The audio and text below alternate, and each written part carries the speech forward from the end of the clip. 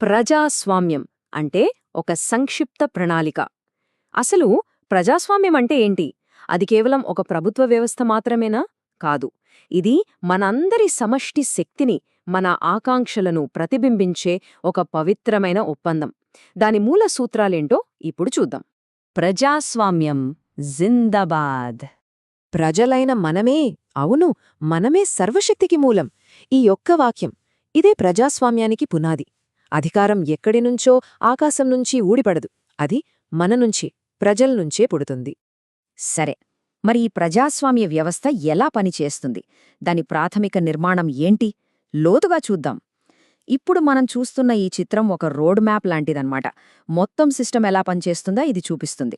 అంటే శక్తి ఎక్కడ్నుంచి వస్తోంది, అది ప్రజలకు సేవగా ఎలా మారుతుంది, ప్రతి అంశం ఒకదాంతో ఒకటి ఎలా ముడిపడి ఉందో ఇది మనకు క్లియర్గా చూపిస్తుంది. మనం నిర్మించుకునే వ్యవస్థ అంటే ప్రజల నుంచి వచ్చే ఆ శక్తిని అందరి మంచి కోసం ఎలా ఆర్గనైజ్ చెయ్యాలి, ఇప్పుడు దాని గురించే మాట్లాడుకుందాం. ఈ వ్యవస్థలకు ప్రాణం పోసేవి సంస్థలు, అంటే ఇన్స్టిట్యూషన్స్. ఇవి మనల్ని పాలించడానికి కాదు, గుర్తుపెట్టుకోండి. మన శక్తిని ఒక క్రమపద్ధతిలో పెట్టి మనకు సేవ చేయడానికే ఉన్నాయి. అంటే పవర్ని మేనేజ్ చేయడానికి, సమాజంలో ఒక స్థిరత్వాన్ని తీసుకురావడానికి ఏర్పాటు చేసినవే ఈ నిర్మాణాలు. ఈ సిస్టంలో ముఖ్యంగా 3 పిల్లర్స్ ఉంటాయి. 1 జ్యుడిషియరీ అంటే న్యాయ వ్యవస్థ, 2 గవర్నమెంట్ అంటే ప్రభుత్వం, ఇంకా 3 పబ్లిక్ సర్వీసెస్ అంటే ప్రజాసేవలు. ఈ 3 ఒకదానికొకటి బలాన్నిస్తూ మొత్తం వ్యవస్థకు ఒక సంపూర్ణ రూపాన్నిస్తాయి. అయితే ఇక్కడ చాలా ముఖ్యమైన విషయం ఒకటుంది. ఈ వ్యవస్థలో ఎవరో ఒక వ్యక్తి ఇష్టప్రకారంగాని లేదా ఒత్తిడితో గాని పనిచేయకూడదు. వాటికంటూ కొన్ని సూత్రాలున్నాయి. అవేంటంటే చట్టం, ఒక ప్రొసీజర్, స్వాతంత్ర్యం, ఇంకా నిష్పక్షపాతం. ఈ 4 ఆధారంగా పనిచేసినప్పుడే వ్యవస్థ బలంగా నిలబడుతుంది. అధికారం ఒక బాధ్యతగా. ఇది ఎవరీ సొంత ఆస్తి కాదు, ప్రజలు మనపై ఉంచిన ఒక పవిత్రమైన నమ్మకం. ఇప్పుడు ఈ రెండింటి మధ్య ఉన్న తేడా ఏంటో స్పష్టంగా చూద్దాం. ఇక్కడ చూడండి, ఈ తేడా చాలా ముఖ్యం.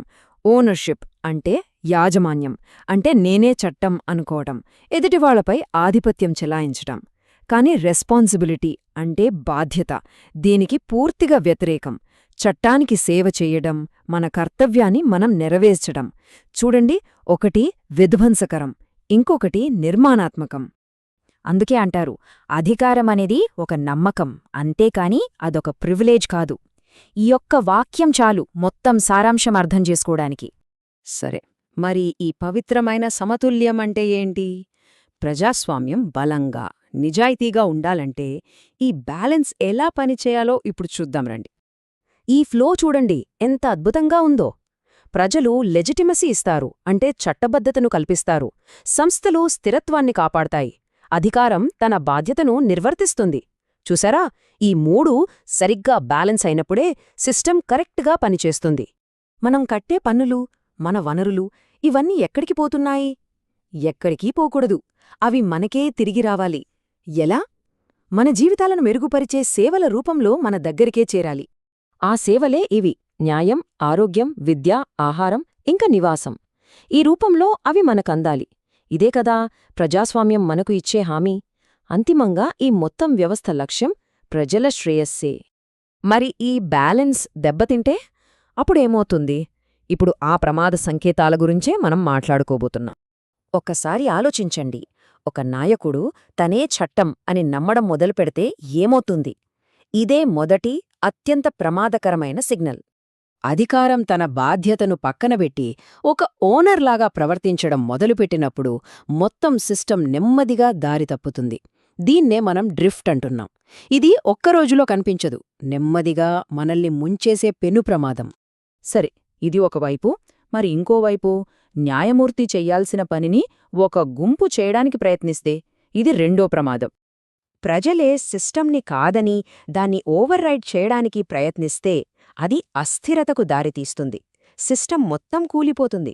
ఇది న్యాయమనిపించుకోదు, ఇది వ్యవస్థ పతనానికి దారితీయడమే. నిజానికి ప్రజాస్వామ్యం చాలా సింపుల్, మనమే దాన్ని కాంప్లికేట్ చేసుకుంటాం. మనం చేయాల్సింది సింపుల్గా ఈ 3 పనులే. 1 ఆ బ్యాలెన్స్ని కాపాడటం. 2 సిస్టమ్ని నిజాయితీగా ఉంచటం. ఇక మూడవది, అన్నింటికన్నా ముఖ్యమైనది, ప్రజలకే మొదటి స్థానం ఇవ్వటం. సో ఫైనల్గా మనం గుర్తుపెట్టుకోవాల్సిన ఒకే ఒక శక్తివంతమైన విషయం ఇదే: ప్రజలే మూలం, సంస్థలే వ్యవస్థ, అధికారమనేది బాధ్యతే కాని యాజమాన్యం కాదు. ప్రజాస్వామ్యం జిందాబాద్! ప్రజాస్వామ్యం వర్ధిల్లాలి!